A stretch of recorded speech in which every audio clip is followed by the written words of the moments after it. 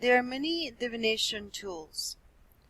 Some consider astrology as the pseudo-science versus astronomy, for example. It can also be tarot or runes or other types of divination. But these are the ones that are most known by most people. Astrology tries to find at what time you were born. You can find a local astrologer who will draw a natal horoscope or birth chart. You can use also the internet to create your own, to learn a little bit about you. Studying the symbols until you begin to understand it. Now in astrology there are many connections to mathematics and astronomy, because astrology is one of the oldest sciences that dates back to Babylonian times, almost 5,000 years ago.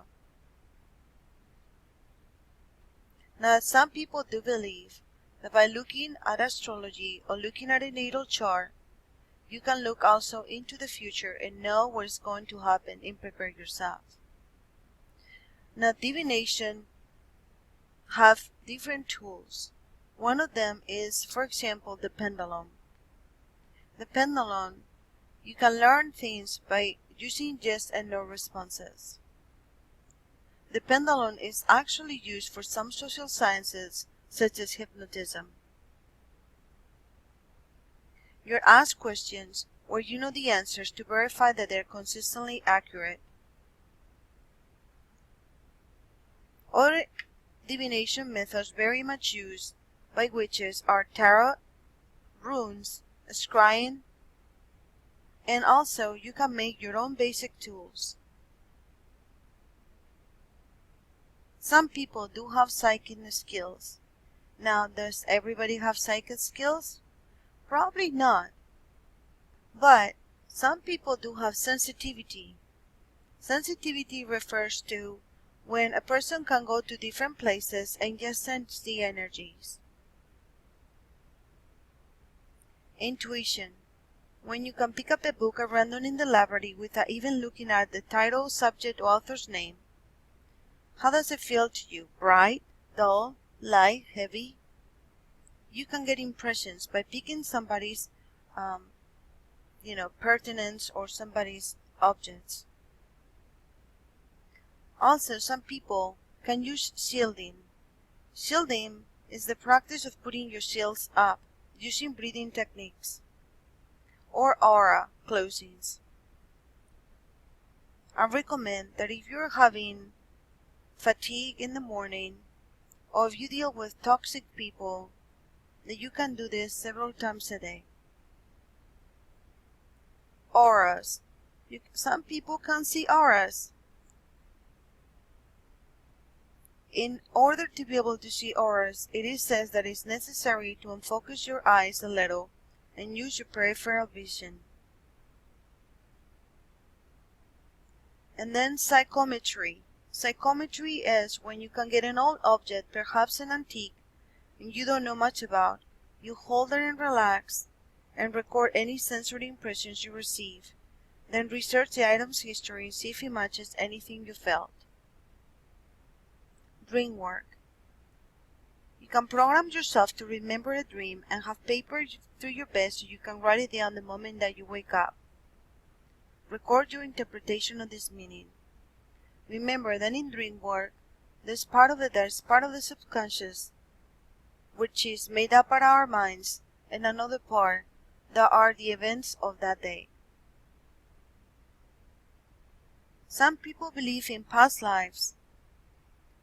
Have you experienced Dejavu, or the sensation that something is very familiar even though it should be completely new to you?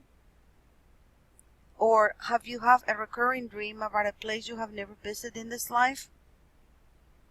Make sure that you write about your experiences in the Book of Shadows. Now let's talk about meeting other witches. I think that meeting your community of witches is always helpful.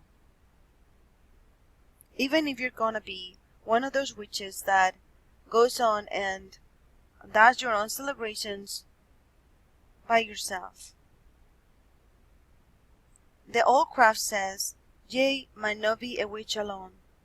This is not to say that you cannot practice as a solitary, but almost everyone sooner or later hungers for like-minded friends and teachers. You can make connections online, but please be careful. A relatively safe way to begin is with the internet, but this is not to say that everyone you meet online is sincere and trustworthy. There are scammers and predators who pretend to be high priest Muckety Muck of the temple of eternal whatever, looking for careless young women or anyone with a credit card. Fortunately, these things are fairly rare, but if you feel like it's a scam, run. The great majority of those online are probably honest about who they are and what they can offer, whether it's an introduction to a local coven or information about community events. Observe normal precautions. Don't give out your credit card or detailed personal information. Meet only in a public place at first, and you should avoid problems. Far and away, the best resource for contacting witches in the United States and Canada, Australia, and many locations around the world, including Antarctica, is Witchbox, WITCHB as in Victory, OX.com, which has from a few to hundreds of listings for each area. An excellent resource for European witches and pagans is the Pagan Federation's website, paganfed.org. If not, search Wicca and the name of your country, region, or state. You can find classes online as well. A few are free, and others charge moderate fees, but allow you to converse with real people instead of simply downloading assignments and reading lists. Please make sure before you pay for a class that you check the teacher's experience and qualifications. Where to meet witches? Well, locally, you can go to your nearest metaphysical or New Age shop, also called occult bookstores. You can look at a bulletin board or chat with the staff.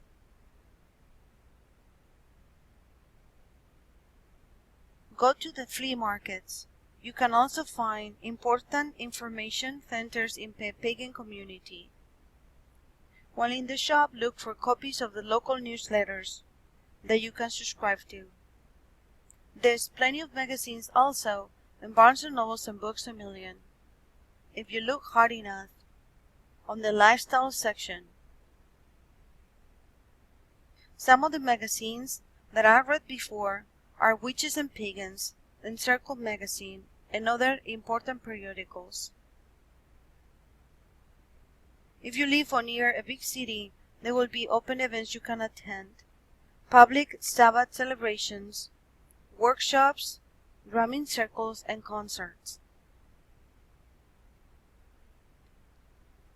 There's also schools and retreat centers that are super cool, and although some of them only exist in cyberspace, there is one that is very popular, which is called the Argentine Pagan Learning Center, which is in New Mexico.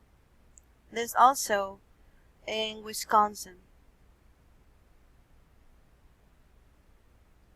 Make sure that you make appointments before visiting, as these places are normally extremely popular, and make sure you register for all the scheduled events. Pagan pride events are popping up around the country like mushrooms, and this is a great place to meet people and learn about local groups. Typically, they are held in August or September in local parks or medium to large cities.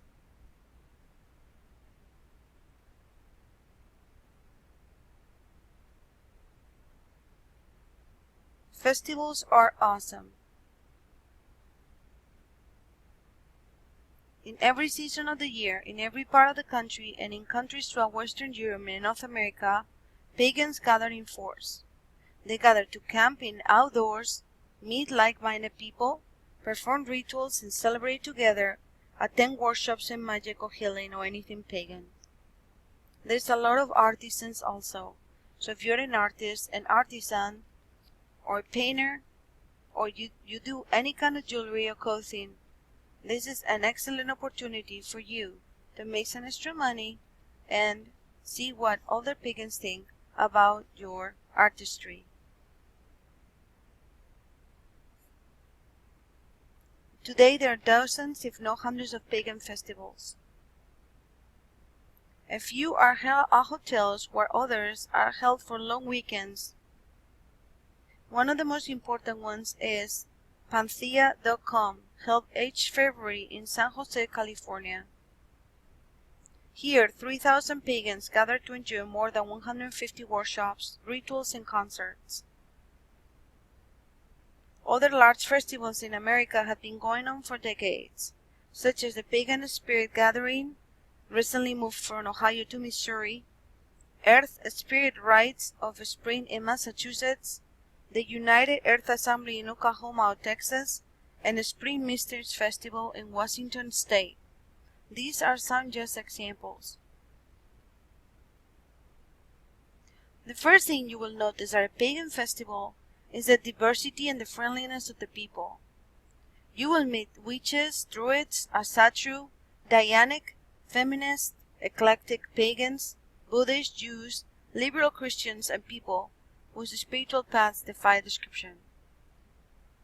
Courtesy and respect are the watchwords. Rudeness, intolerance, indiscrimination, or sexual harassment will usually be handled quickly and effectively by volunteer staff. Or in extreme cases, a council of elders will be called to deal with the situation.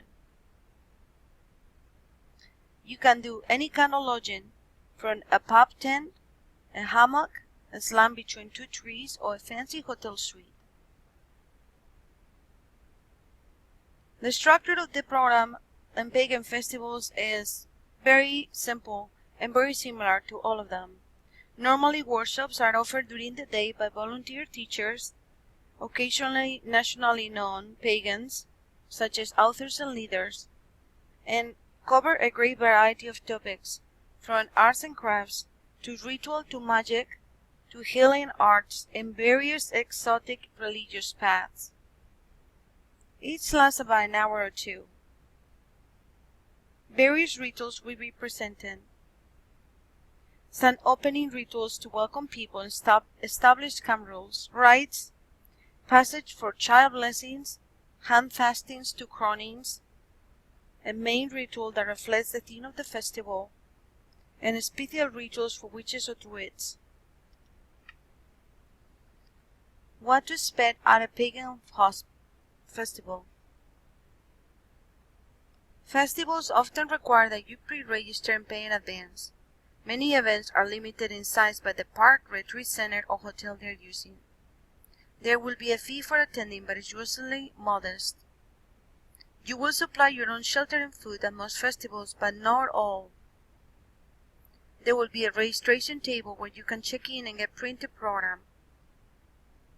You will probably be asked to sign up for a work shift to help with routine tasks to enable the festival to happen. There will be merchants and craftspeople selling their wares. So bring money, preferably cash. Some people still take checks and plastic. Festivals are a great place to meet pagan authors, musicians, leaders, and teachers.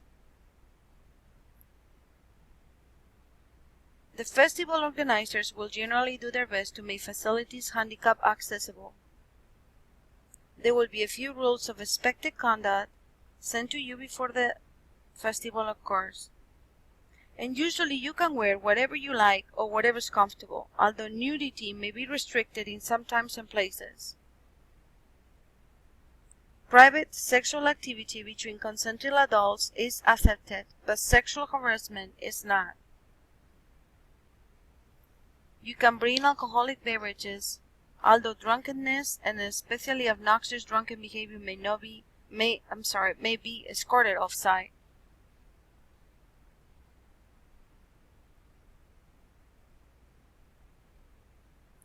I hope that you have learned a little bit about pagan festivals and meeting other witches.